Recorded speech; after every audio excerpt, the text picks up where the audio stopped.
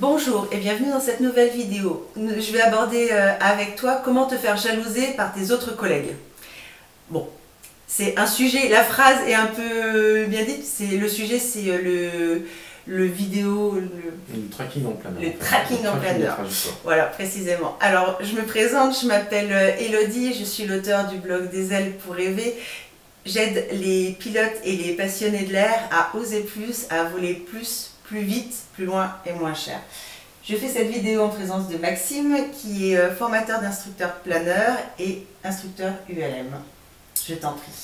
Le tracking, effectivement. Pourquoi on est jaloux? Pourquoi on fait des jaloux?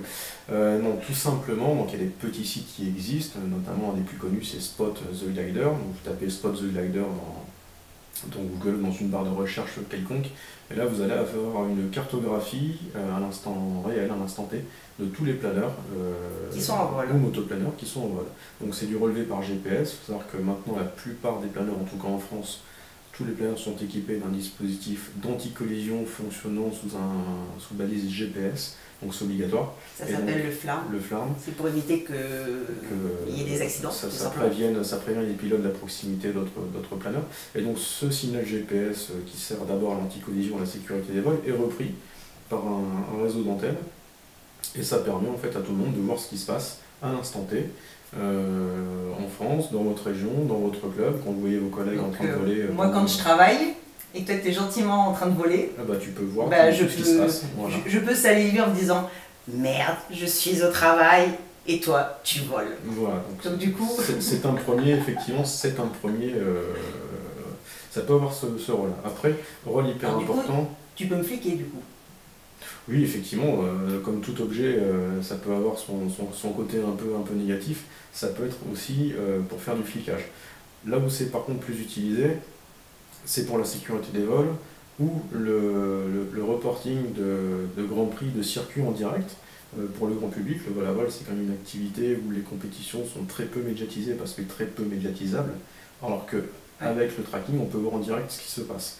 Autre point important pour ce système, ça permet, en cas de disparition d'un planeur, de remonter un peu sa trace et éventuellement, le cas le plus grave, de localiser une éventuelle épave, une éventuelle collision avec le sol du planeur et de retrouver son pilote le plus vite possible. Et puis toi tu disais aussi en tant que formateur d'instructeur, quand tu avais tous tes pilotes qui étaient en vol, notamment des élèves, si la situation était un peu tendue, tu pouvais le voir directement. Et ça évitait de se poser sans arrêt des questions, enfin vérifier les dires de ton élève avec la position effectivement où il était.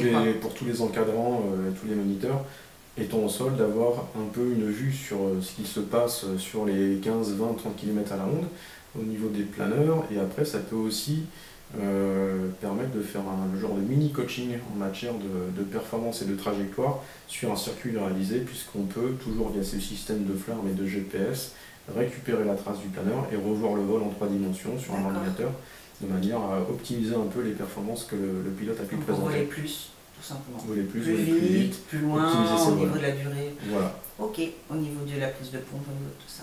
On peut faire plein de choses. Voilà, donc voilà, c'est le système en lui-même. Tu peux avoir deux aspects, le côté sécurité, et puis comme ça tu peux en faire baver les autres, soit plus au terrain, comme ça tu vas voir la tête des autres.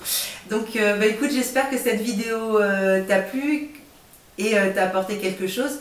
Donc si tu as aimé, je t'invite à cliquer sur j'aime en bas de cette vidéo sur YouTube. Tu pourras retrouver les liens des sites dont on a parlé directement dans la descriptive de la vidéo, que ce soit sur le blog ou sur YouTube. Et je t'invite fortement à aller sur le blog Des ailes pour rêver. Donc tu mets simplement ce mot-là sur la barre de ton navigateur.